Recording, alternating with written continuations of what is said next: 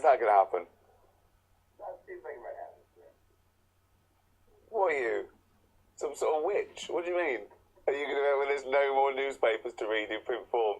It's the beginning of an epic poem from the 18th century. What are you talking about when there's no more newspapers to read in print form? In 2012, just a little over 20% of Americans ages 18 to 24 read a newspaper. That number for seniors 65 and older was 60%, and for 45 to 54 in 2012, dropped to 40%.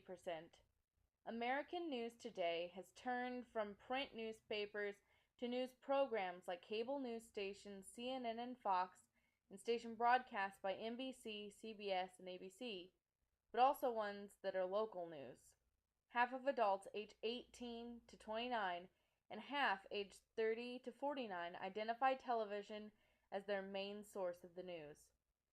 As the millennial generation gets older, however, TV news is either too slow, too biased, or too not on the go accessible to them to make their major news sources.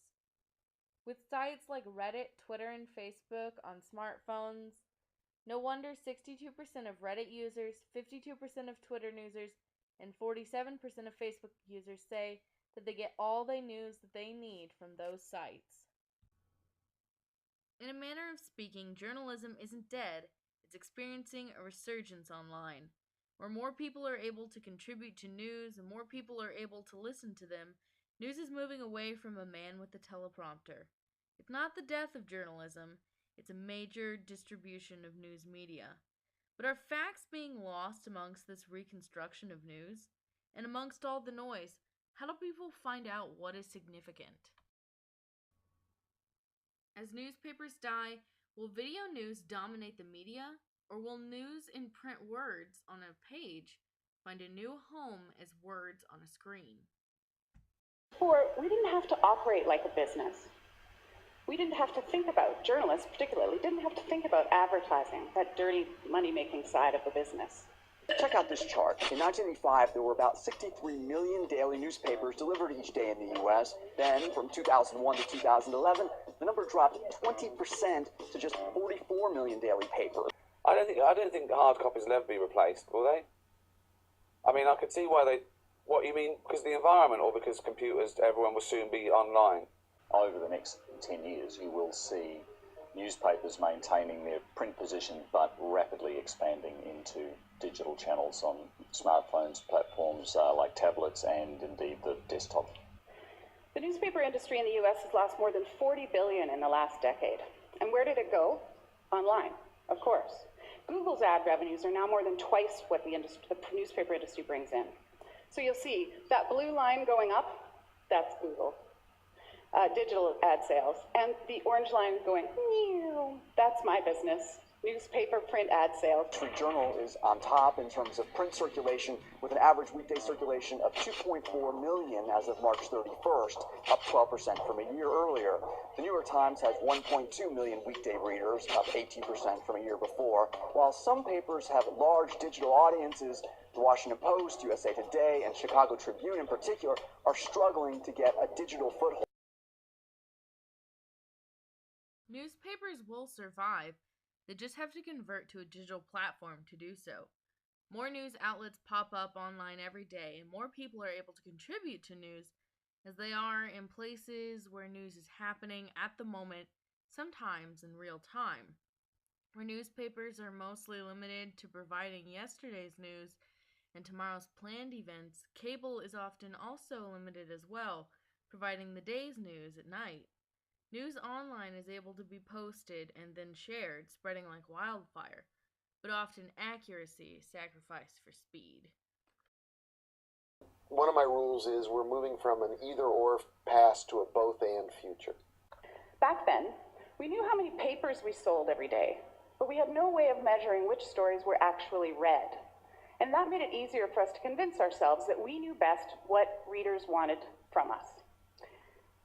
So we went by our guts, and we thought they served us pretty well. It's so loud out there. when you look for information, it's just like there's noise everywhere. You can go on Twitter, you can go on Facebook, you can go on a million different websites that are, you know, everything from blogs to the websites of networks, and all of a sudden it's a matter of, it's overwhelming for anyone. Were you as surprised as I was that so many people were satisfied with the amount of coverage and only 1/3 thought there has been too much? No, I wasn't surprised at all, because I know your folks here at CNN are looking at the ratings every day. They're giving people what they want. I mean, that's the nature of the media world we live in. Consumers have lots of choices, and so they can choose to consume the news they want to choose. Editors don't get to decide anymore what people consume. People are choosing for themselves. Now online and also with TV ratings, outlets can see what articles are being read, if people like them, and how often they are shared.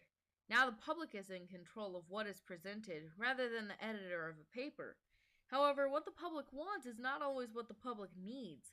Take coverage of the missing Malaysian plane, for instance.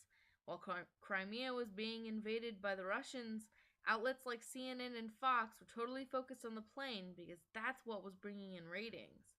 This could be dangerous, as viewers are not always the best at distinguishing what is important and what is not. The happy medium between participating in and consuming news is yet to be discovered. This is my grandfather, Greg Hawkins. 78, he's well integrated in all sorts of media. He reads his paper every morning in addition to checking his email, LinkedIn account, and he watches morning, noon, and evening editions of the news on Channel 8. But at 6 o'clock, he turns the TV over to NBC to watch Brian Williams. He says that he trusts that Brian Williams is a good reporter, but isn't he just an anchorman? A man reading a teleprompter?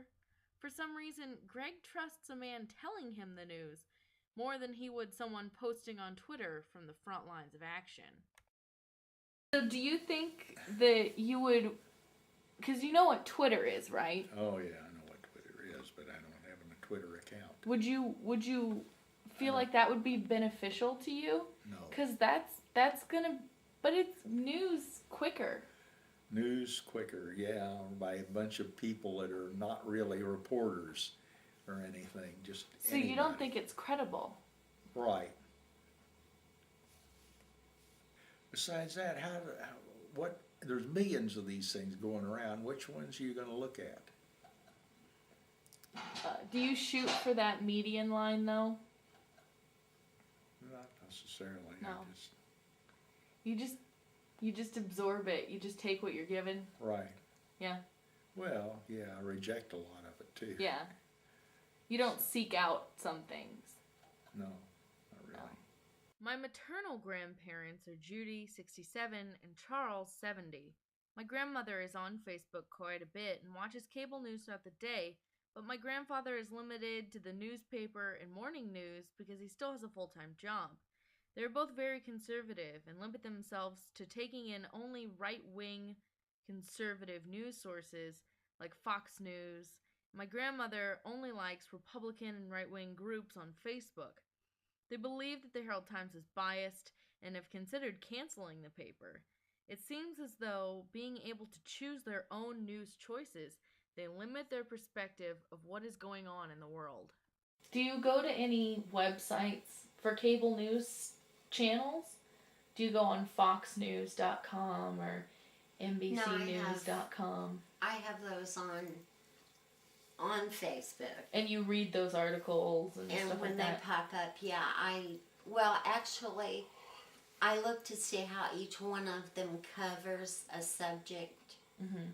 Sometimes I will unfriend the ones that are